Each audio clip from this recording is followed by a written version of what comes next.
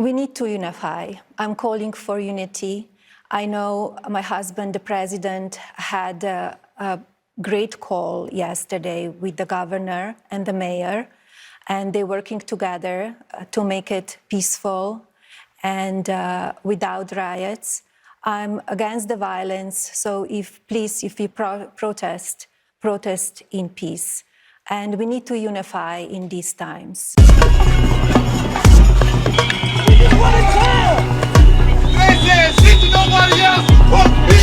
Other police action could include the use of chemical agents.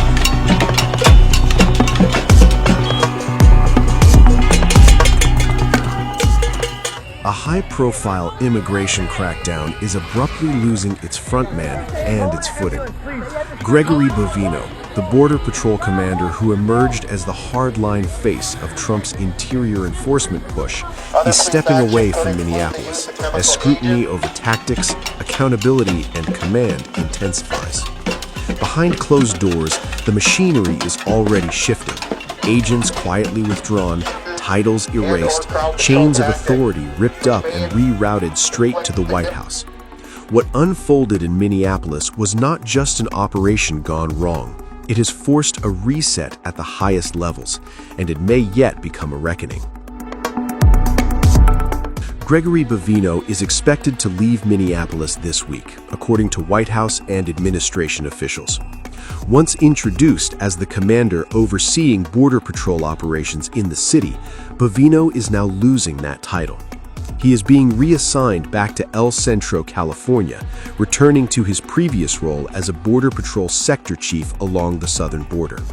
The move marks a sharp change for an official who had become the most visible face of the administration's interior enforcement push.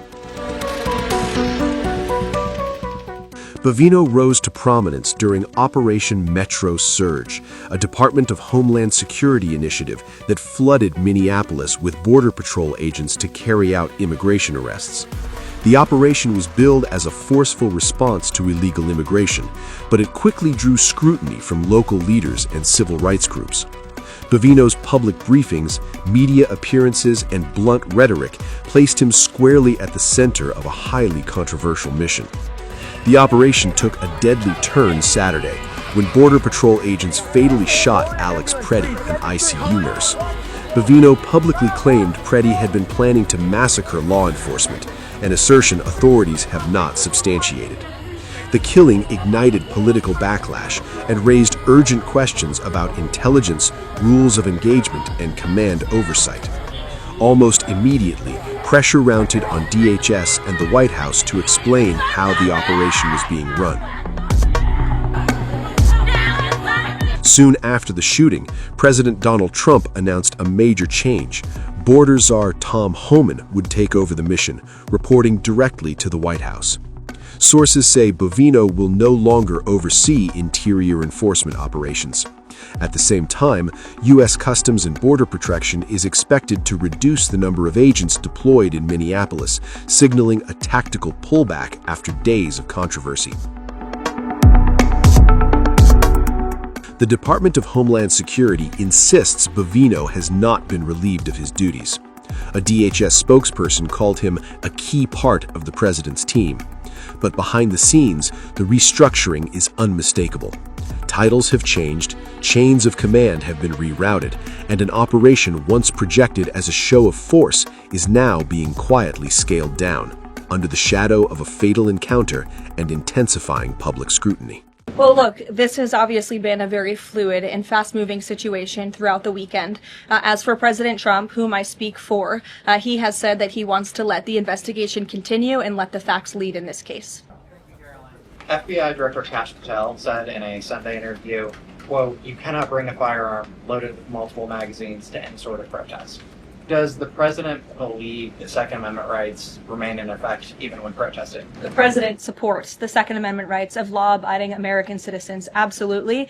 There has been no greater supporter or defender of the right to bear arms than President Donald J. Trump.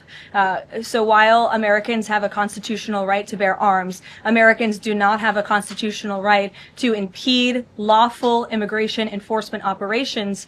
And any gun owner knows that when you are carrying a weapon, when you are bearing arms and you are confronted by law enforcement, you are raising the assumption of risk and the risk of force being used against you. And again, that's unfortunately what took place on Saturday.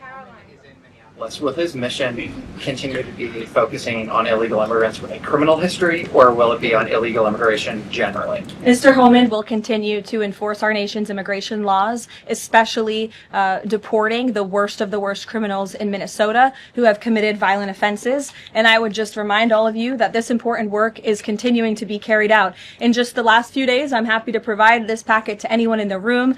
ICE has arrested multiple violent criminals, illegal aliens within Minnesota. Many of them have convictions for assault, driving under the influence, fraud. This individual here I'm looking at was an aggravated felon with multiple convictions for larceny. Hey, thanks, Caroline. I want to go back to some of the comments from Stephen Miller and Secretary Noem.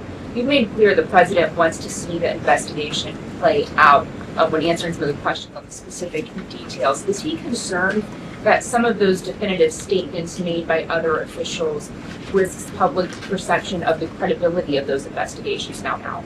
Again, the president believes that these investigations are credible, they are continuing, they are active, and he wants to let them play out.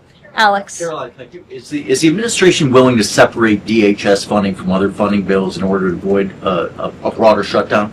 Look, at this point, the White House supports the bipartisan work that was done to advance the bipartisan appropriations package, and we want to see that passed. Policy discussions on immigration in Minnesota are happening. Look, the president is leading those discussions as evidenced by his correspondence with Governor Walz this morning, but that should not be at the expense of government funding for the American people, which would include, as you know, Alex, FEMA funding, and we are in the midst of the storm that took place over the weekend, and many Americans are still being impacted by that. So we absolutely do not want to see that funding lapse, and we want the Senate to move forward with passing the bipartisan appropriations package that was negotiated on a bipartisan basis. With regards to the deployment of Tom Homan to Minneapolis, should the deployment of Mr. Homan to Minneapolis be seen as a sign that the president is dissatisfied with how the officials on the ground had handled the incident? No, Mr. Homan is doing an exceptional job, and he has been working with Secretary Noem and President Trump over the course of the last year.